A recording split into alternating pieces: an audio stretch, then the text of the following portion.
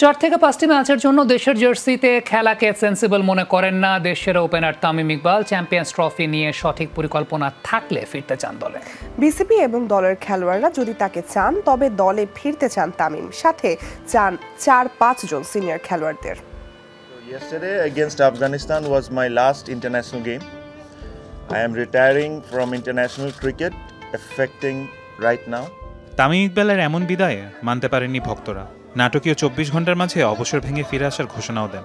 2023 সালের 23 সেপ্টেম্বর নিউজিল্যান্ডের বিপক্ষে মাঠে নামলেও খেলা হয়নি বিশ্বকাপ। এরপর থেকেই তামিমের ভবিষ্যৎ কি তা নিয়ে লম্বা সময় ধরে চলছে আলোচনা। ফারুক আহমেদ দায়িত্ব নিয়ে জানিয়ে দেন তামিমকে চান মাঠে। এর মাঝেই তার বোর্ডে পরিচালক হবার গুঞ্জন থাকলেও প্রশ্ন ঘুরছিল তার চ্যাম্পিয়ন্স ট্রফিতে খেলা নিয়ে।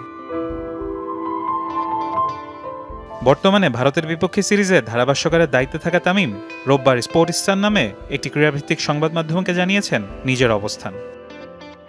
আমি যেভাবে শেষ করেছি তাতে আমি মোটেও সন্তুষ্ট না, তাই আমার জন্য দলে ফিরতে হলে একটা কারণ দরকার। আমি এমন মানুষ নই যে এই পরিস্থিতিতে আসলাম আর 4-5টা ম্যাচ খেললাম। দলের সবাই যদি তামিম ইকবালকে চান এবং নির্দিষ্ট লক্ষ্য নিয়ে যদি দল আগায়, তবে দেশের জার্সিতে ফিরতে চান এই ড্যাশিং ওপেনার। সবাই বলছে আমি যাতে ফিরে আসি, তারা আমাকে চায়। তবে আমি যদি 4-5টা ম্যাচের জন্য আসি, সেটা কি বাংলাদেশ দলকে সাহায্য করবে? যদি একটা সঠিক পরিকল্পনা থাকে যে তারা আসলে কি অর্জন করতে চায়, তাহলে হয়তো আমি বিষয়টা নিয়ে ভেবে দেখব এবং আমরা পরবর্তীতে কথাও বলতে পারি।